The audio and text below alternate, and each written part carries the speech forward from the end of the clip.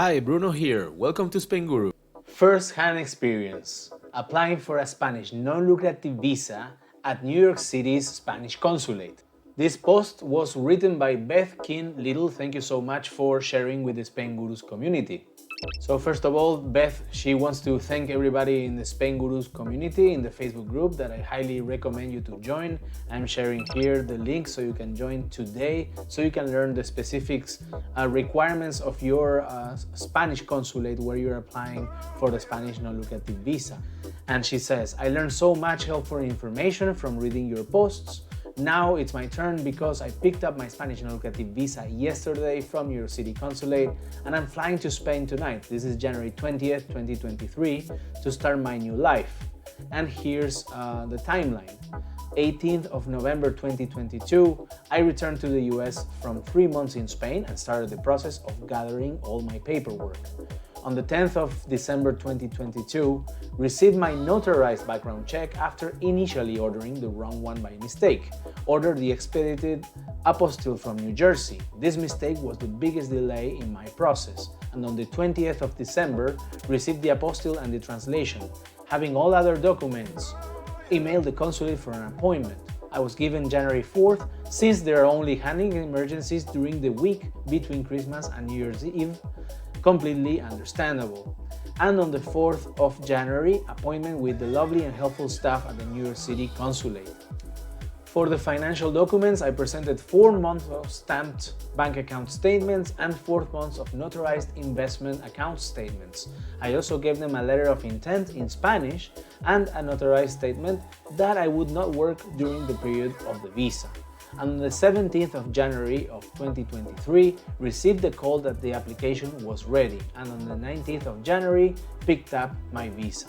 Now let's go through the question and answers of Spainguru community members to Beth. The first one, who does the background check and the stamped bank statements? Stamped by what and by whom? Thank you. There are 2 ways you can do the background check for New York City. If you have lived in the same state for the last 5 years, the easier and faster way is to do a state background check and have it apostilled by your state. If you have multiple residencies, you should do an FBI background check, which must have a federal apostille. And this one takes a long time, actually takes several weeks, maybe between 8 to 12 weeks. Now, I went to my bank branch and asked them to print and notarize my bank statements. They told me that they don't notarize statements, but they will stamp them with the bank stamp and sign the stamp. That was accepted at the New York City Consulate with no problem. Next question. Did you need to show a 12-month rental lease? No. I actually have one and offered it, but they said she didn't need to see it. And that's actually not the case for Houston and Chicago Consulate, where you have to show a lease or a purchase deed.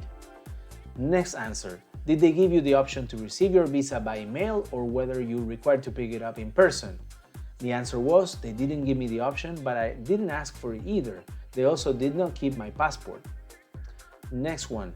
Which background check? Was it the local or FBI version? I did the New Jersey background check and the New Jersey apostille.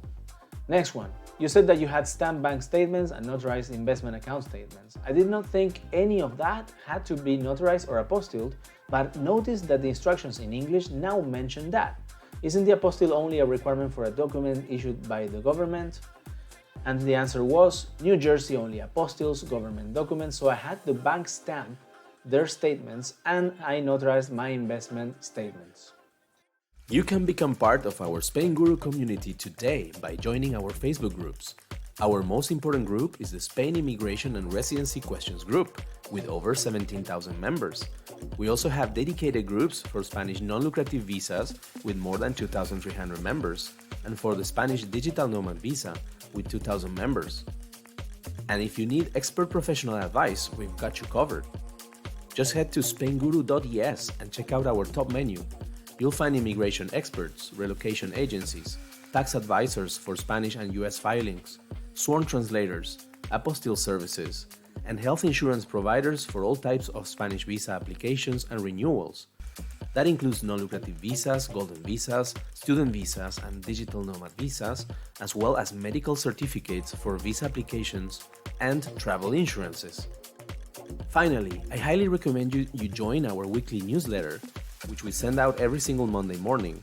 You'll get tons of information, questions and answers, featured blog posts, and even news updates. Thanks again for watching, and we'll see you in our next video.